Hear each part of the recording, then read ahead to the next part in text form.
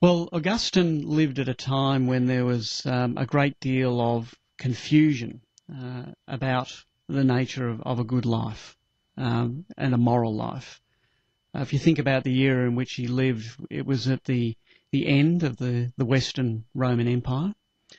The pagan world was passing away and something new was emerging, but at that stage no one really had any idea what that new thing would be.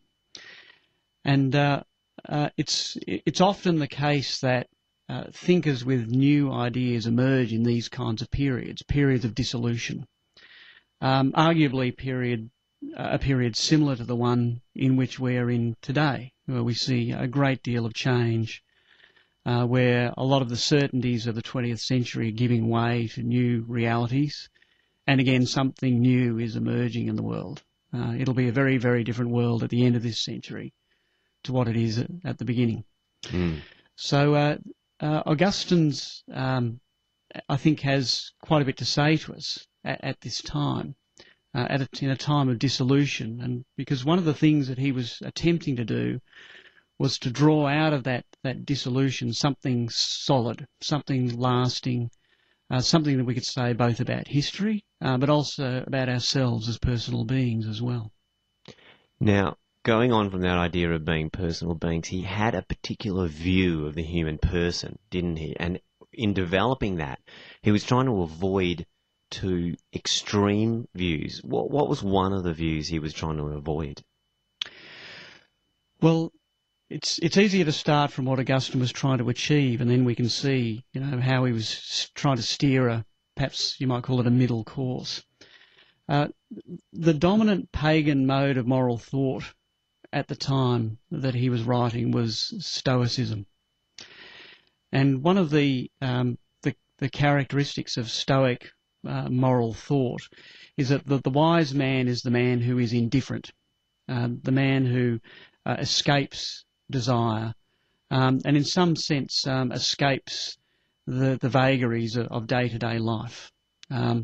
He's unfazed by success and failure, and his equanimity is undisturbed by the events of ordinary life. Now, what Augustine didn't like about that view was what he saw as a severing of life into two compartments, an external life of events and an internal life, in a sense, an eternal life that's unaffected by the history of the person. Now, in Augustine's view, a genuine, authentic understanding of the human person requires both a grasp of eternal significance of a life, but the working out of that eternal significance in a personal history. And Alistair MacIntyre, who's a favourite philosopher of mine, has a phrase which I think captures this very well: the narrative unity of life.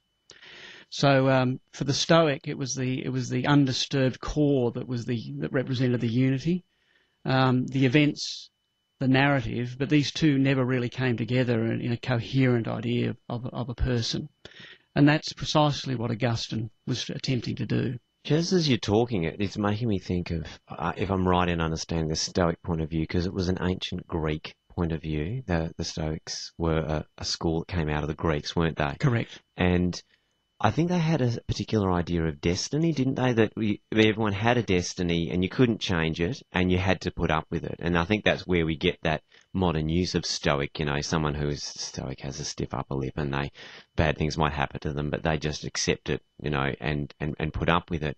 And I wonder if that was part of Augustine's issue, because he wrestled with the idea of human freedom a lot, didn't he? Mm. And how that fitted in with the providence of God and good and evil and all of those really quite tangled issues.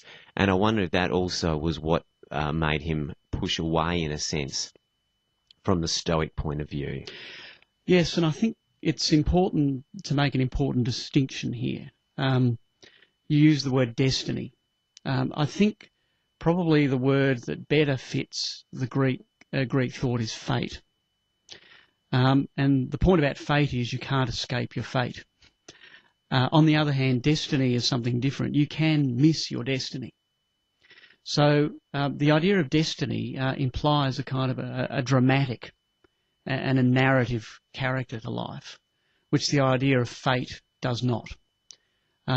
Because it's possible for us to miss our destiny, lives have real significance.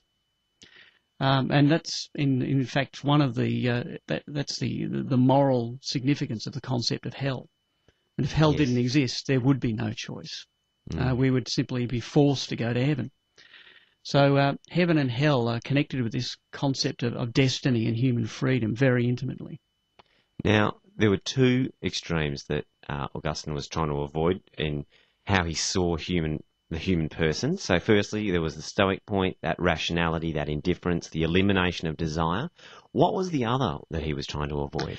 Well, the other was probably best represented in the ancient world by Epicureanism, and that is a form of hedonism, that ultimately human action is really only about desire, and that rationality plays a very secondary and limited role in human action. Now, that view is probably represented in the modern period by Hume. And Hume's view was that our actions are the consequence of desire. The role of rationality is purely to find the best way to satisfy those desires. So there's a severing between desire and rationality. Desire is not rational, it's beyond rationality.